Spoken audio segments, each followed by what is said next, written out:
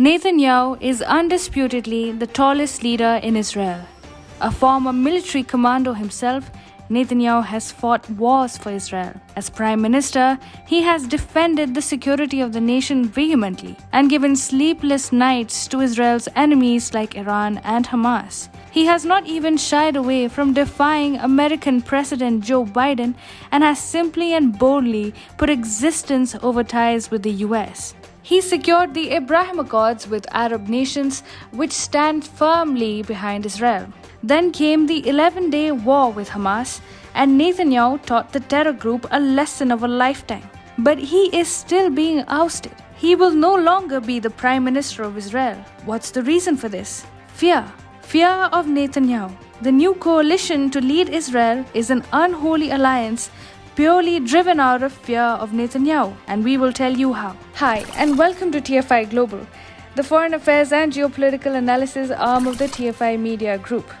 I am your host Shubhangi, and in this video, I will tell you about the driving force behind Israel's new unholy political tie-up and how it could cost Israelis. Let's begin.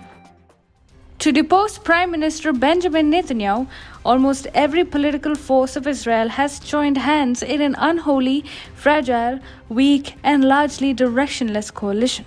The purported change government, which is soon to take charge under the leadership of right-wing millionaire Naftali Bennett for the first 2 years, has parties from the far right and the far left. It has parties belonging to the center too. What's worse, the coalition also has pro-Palestine Arabs who will now be a part of the Israeli government. This is a disaster which Israel has not faced since the 1950s. The hatred for Benjamin Netanyahu has brought power-greedy parties and Palestinian agenda peddlers together.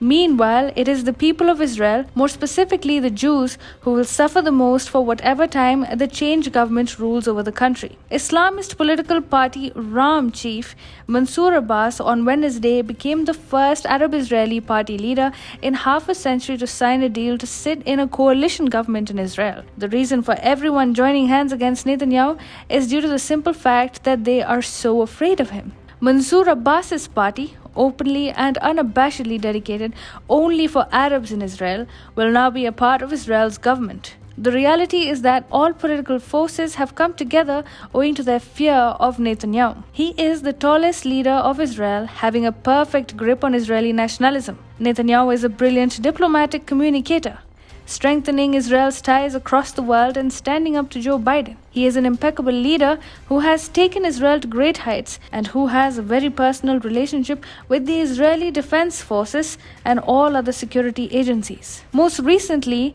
how Netanyahu defended Israel and gave a jaw-breaking response to Hamas during the 11-day war is well documented. He even forced Joe Biden to rectify his rather pathetic Middle East policy, after which the United States was seen standing firmly with Jerusalem. As such, it became unviable for the opposition parties of Israel to opt for a fifth round of elections, since a gigantic Netanyahu victory would have been imminent this fall. The Arab parties have struck a juicy deal for themselves.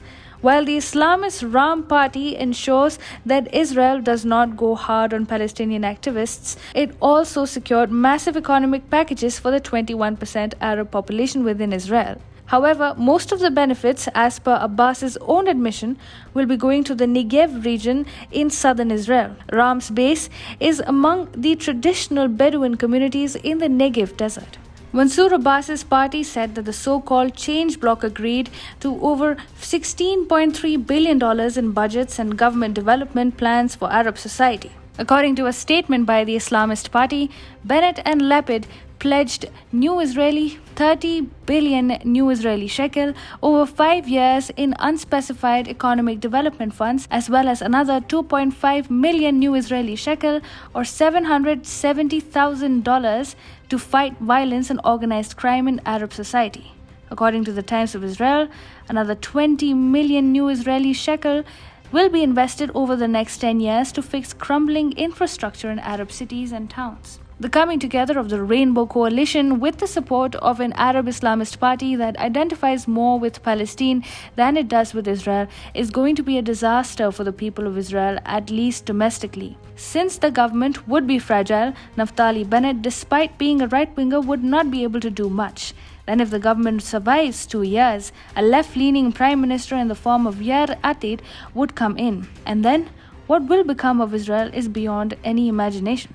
Meanwhile, Benjamin Netanyahu, the most feared politician in Israel and beyond, is going out in style.